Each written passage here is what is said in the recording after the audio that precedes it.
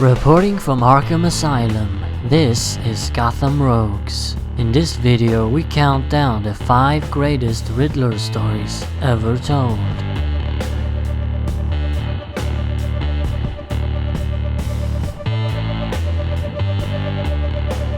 Ever since Zero Year came out, I've been seeing people saying, now we finally have a great Riddler story, and then they go on to claim that there's never been a good Riddler story in the history of Batman comics. I understand where they're coming from because yes, it's true, Riddler doesn't really have any memorable moments in the big name graphic novels such as The Dark Knight Returns, The Long Halloween, or Arkham Asylum. Hell, he's not even featured in most of them. But that doesn't mean that good stories with Edward Nygma doesn't exist. You just have to dig a little deeper to find them. In this video, I'm going to present the 5 very best Riddler stories, and I think every Batman fan should check them out.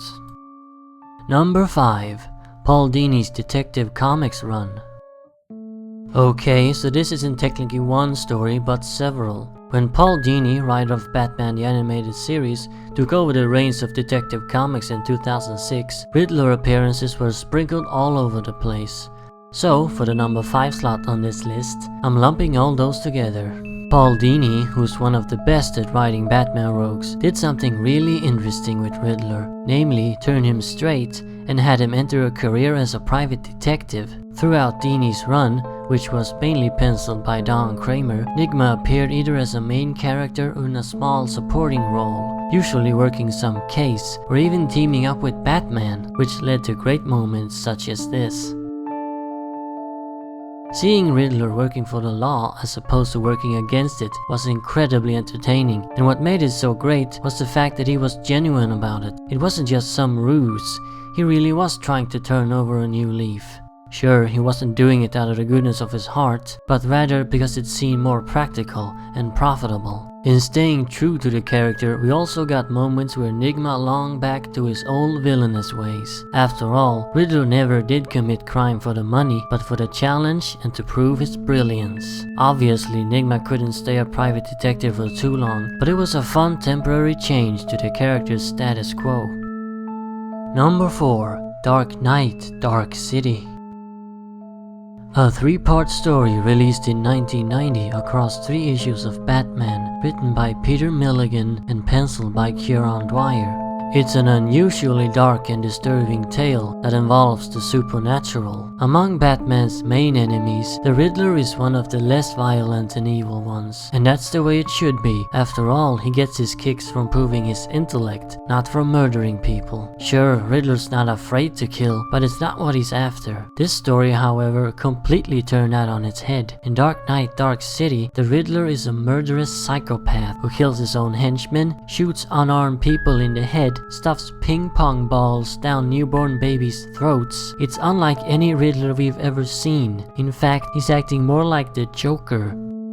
Under normal circumstances, this would have been horrible, and I wouldn't have ranked this as the 4th best Riddler story ever made, but as the worst. However, this isn't normal circumstances. Something is wrong with Nygma here, and I mean in the actual context of the story. The characters themselves comment about how vicious Riddler has become all of a sudden. I don't want to spoil too much, but the answer to Nygma's insane behavior involves an ancient demon and the very spirit of Gotham itself. Like I said, the supernatural.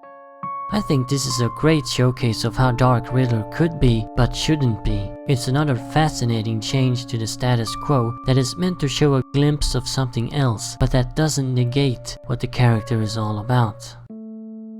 Number 3. A New Dawn.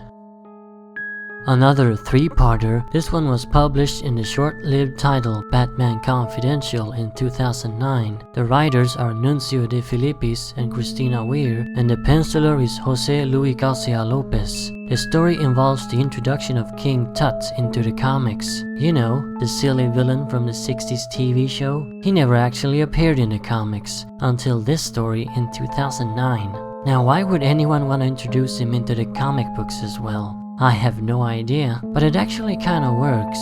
This version of King Tut is nothing like the one from the TV show. This King Tut is an insane killer who thinks he's an ancient pharaoh reborn. It's a King Tut for the modern age. So, how does Riddler fit into this? Well, every time King Tut murders someone, he spouts a riddle related to an ancient Egyptian god. This obviously causes Batman to suspect that Riddler is behind it all, or involved somehow. That doesn't seem to be the case though, and instead, Nigma seems upset that someone has stolen his MO. Wanting to stop this fraud, Riddler offers Batman his assistance in catching King Tut. At first, Batman refuses, but later he realizes that Nigma's expertise in riddles could prove useful. So what happens? The two team up, and together they go after King Tut. Of course!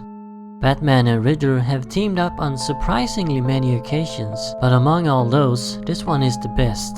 It's like a buddy cop action comedy, with Batman and Riddler constantly throwing quips at each other.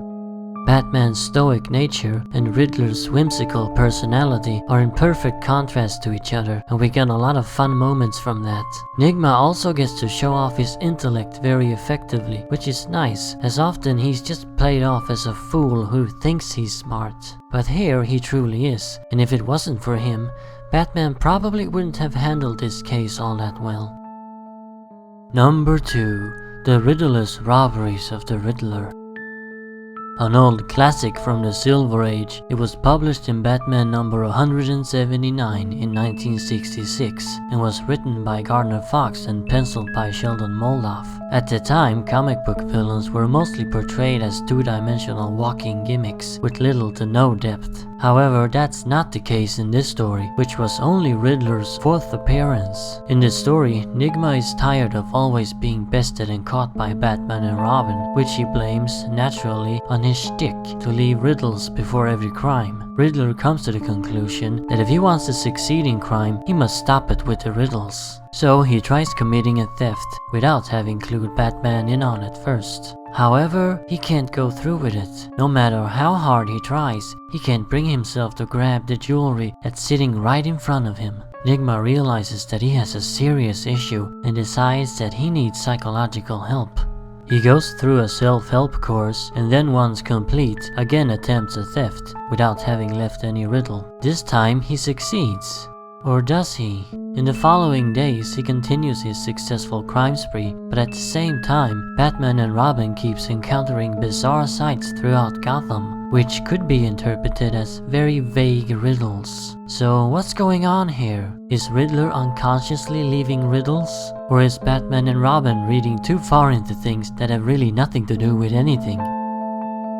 It's a fun little mystery, and things don't become clear until the end, which I of course won't spoil. Being the 60s, it's got all that camp and corniness of the era, yet at the same time it manages to portray Riddler's gimmick as a mental disorder, turning this otherwise innocent superhero yarn into a fascinating character study of Edward Nigma. And now for the greatest Riddler story ever told. Number 1. Questions multiply the mystery.